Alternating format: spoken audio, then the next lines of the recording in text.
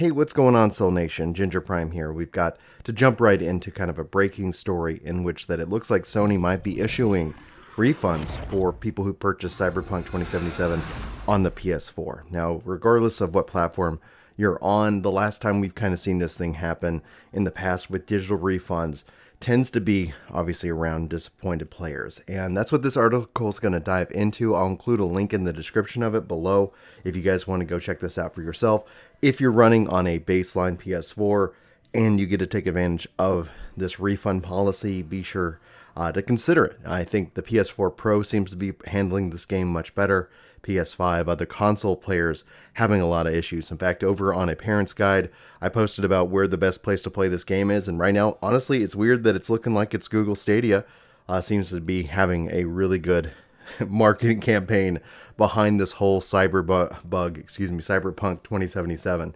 In fact, Cyberbug is the trending thing here, which we can see kind of just from this tweet alone. Players are capturing different bugs and glitches that they find in Cyberpunk 2077.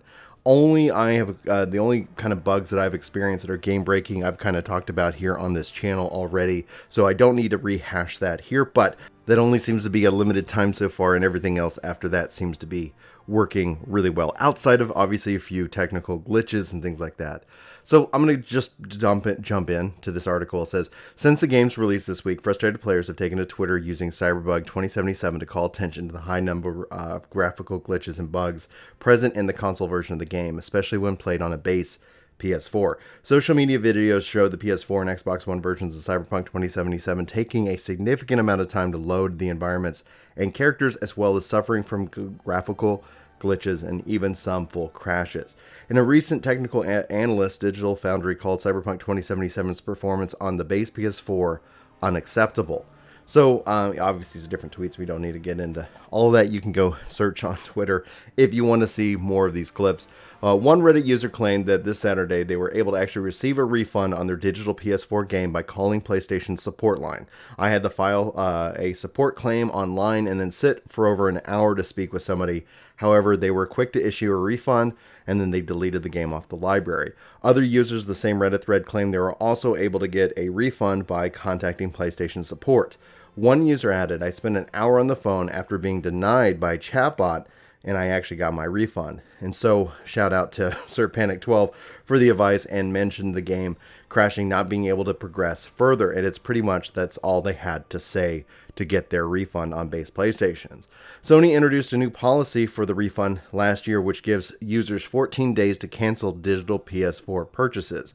The terms cover pre-order content as well as release games and DLC that players have yet not started to download or stream. In cases where their user has started the download or stream purchase content, they are not eligible for a refund unless the content is quote-unquote faulty. So that seems to be kind of the angle that people are leaning into, especially on PS4. CD Projekt Red's release of the new Cyberpunk 2077's Friday update, which says it fixes various issues across quest, gameplay, and performance. It also pledges to continue improving the game throughout further patches.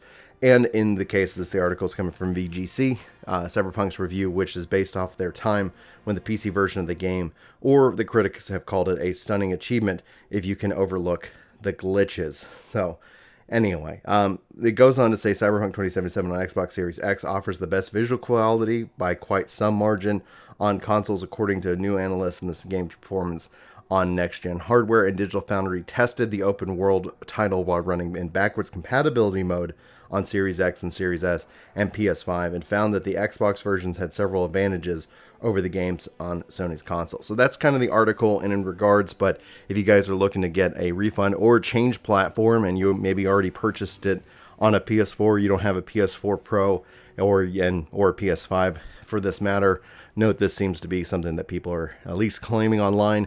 I know in the past when we've seen this kind of thing happen before, it actually does and can work out in your advantage. The problem ends up becoming is that if there is a rush, if let's say this video is, blows up and then like millions of y'all go out and try to do this, maybe Sony will step in and say, wait.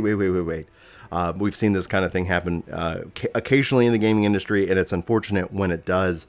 What I do hear from players around the world is that depending on what version you're on, might help improve your overall aspect of the game itself. So if you're not having a fun time on base PS4s, there might be some solutions out there for you. That could be PC, that could be GeForce Now if you don't have a powerful enough PC, but you have the ability to stream the games, or in this case, Stadia is making a hard push on the performance side of it. Guys, that's the information I hope to give you.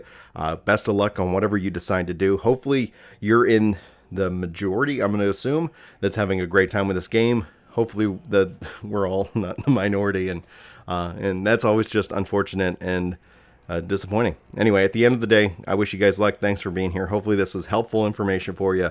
Hopefully you got something out of this video. If you did, let me know. And if you made it to the end of this video, sound off by say, hey, Chumbada, it's going to be okay.